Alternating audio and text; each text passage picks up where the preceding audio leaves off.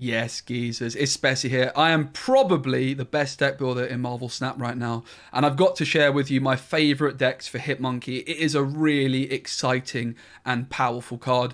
It's going to fit into a bunch of different archetypes. A lot of these decks that are in Tier 2, I think are just going to get that little bit closer to Shuri in Tier 1 with the introduction of Hitmonkey. Also some Tier 3 decks maybe just becoming slightly more competitive. On reveal, gain +2 power for each other card you played this turn. It's coming out in 2 days' time on the 2nd or 3rd of April, depending on your time zone.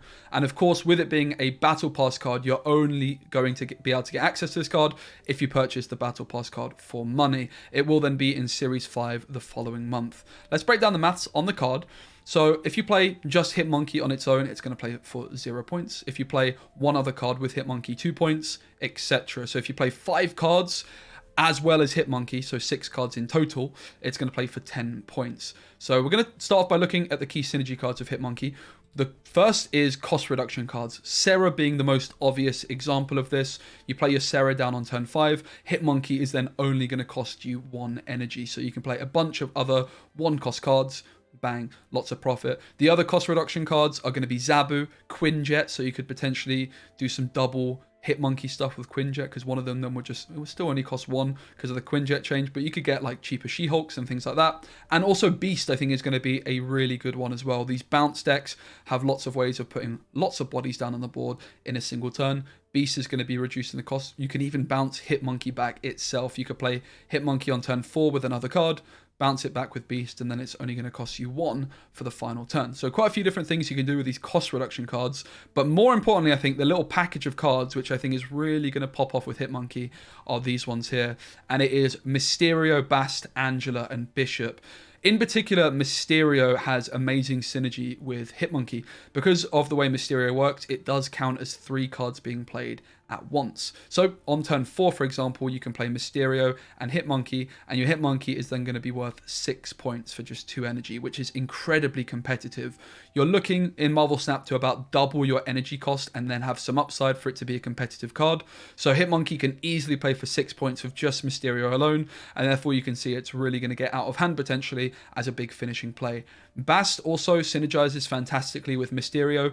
It works out at getting 5 extra points on Mysterio because the real Mysterio goes down to 3, which loses a point, but then the 2 clones gain 3 points each, which nets you 5 points on Mysterio. It's also +2 points on to your Hitmonkey. It's also extra points on Angela. It's +3 there. It's +3 on Hitmonkey, in fact, right? Bast is setting to 3. And it's +2 points on Bishop as well. So Bast, really quite amazing. Of course, Bishop then has that big synergy with Mysterio as well, because you're playing 3 cards in a single turn. And then Angela just can get really, really tall. The other card that's worth mentioning, which could definitely and most likely will fit into this package, is the new Series 5 card, Kitty Pryde. She has, though, at the time of recording, been removed from the game. So I've decided in all these decks not to include Kitty Pryde, but I will mention where she would find a place, because I do think Kitty Pryde is pretty bloody OP. I think she's one of the best cards in the game when she's fixed. The first deck we're going to look at is a Bast Sera Control list. So there's a Sentinel in here. However, if Kitty Pryde is put back into the game, this Sentinel is just a straight swap for Kitty Pryde. They're serving a similar purpose in this one, which is just to spend energy without emptying your hand.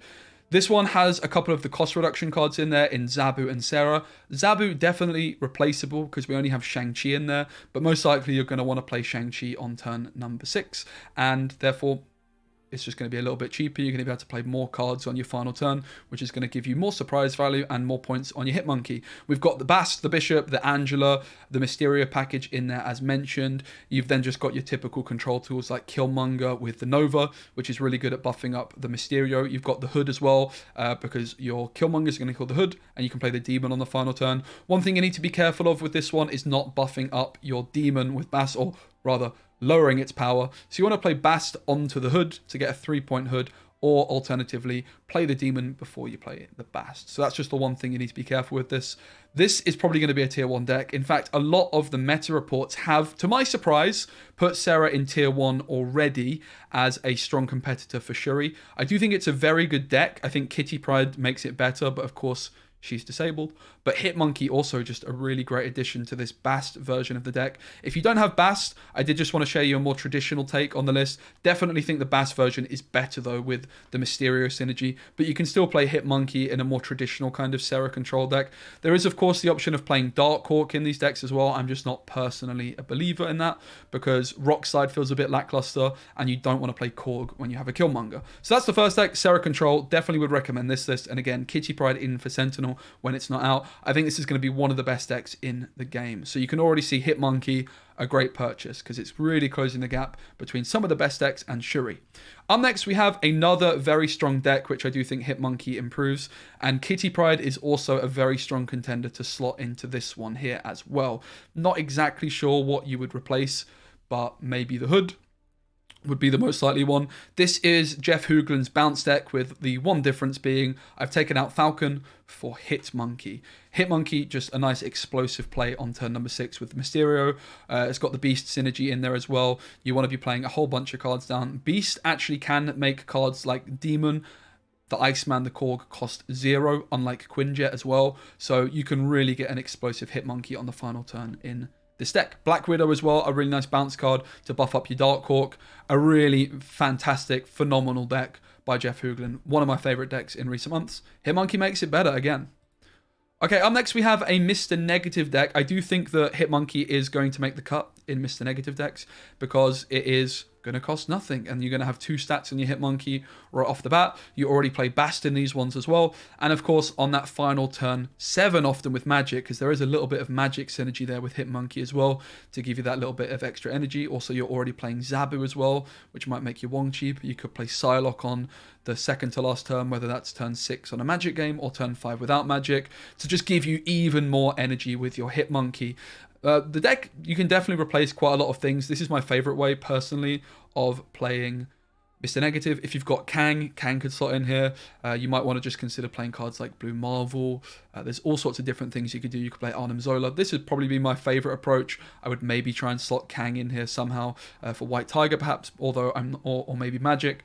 I think this is quite fine though as it is, and Hitmonkey should be a nice addition to this one, particularly because with Wong, it's going to be doubling its on-reveal ability. So that is a very powerful little combo to take note of.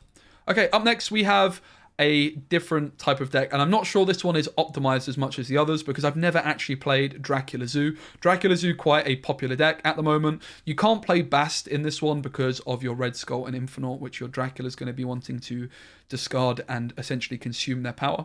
But you can still play a bunch of 1-drops on the final turn to just get that big Hitmonkey value. You've got a Bishop, you've got a Mysterio, which you could play down there as well. And I think Hitmonkey is just a logical inclusion in this one because you're often emptying your hand with a Zoo deck on the final turn. So Hitmonkey should be playing for a very decent amount of points. Okay, up next we have a very spicy one. Again, this one probably not as well optimized because it's kind of a concept deck more than anything.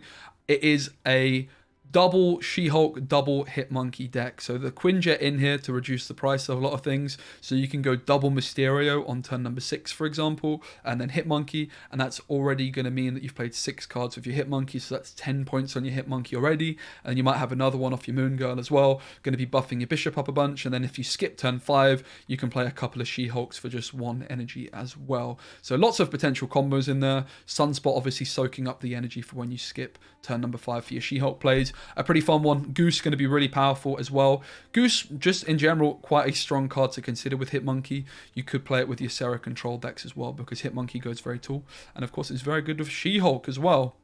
Alright, so they are the decks that I've got for Hitmonkey. There's certainly some other ones that you could experiment with, but these were my top picks. Let me know in the comments if there's any other decks which you guys think I should be checking out with Hitmonkey.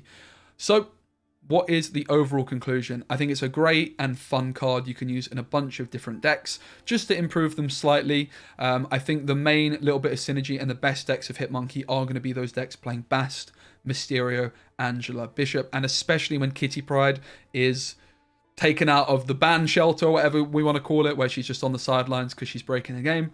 I think that Kitty Pryde is already a phenomenally strong card, and Hitmonkey definitely has some nice synergy there with the Angela. Angela just gets turbocharged. Bishop can go crazy. Bast is good with all these cards. I think it's going to be a very, very good card, and it's really going to help bridge the gap between some of these top tier 2 decks and just closing the gap with Shuri. So should you buy Hitmonkey, if you're looking to spend money on the game, it's a no-brainer. Absolutely. Hope you guys enjoyed the video. Like the video, subscribe for more, and see you in the next one.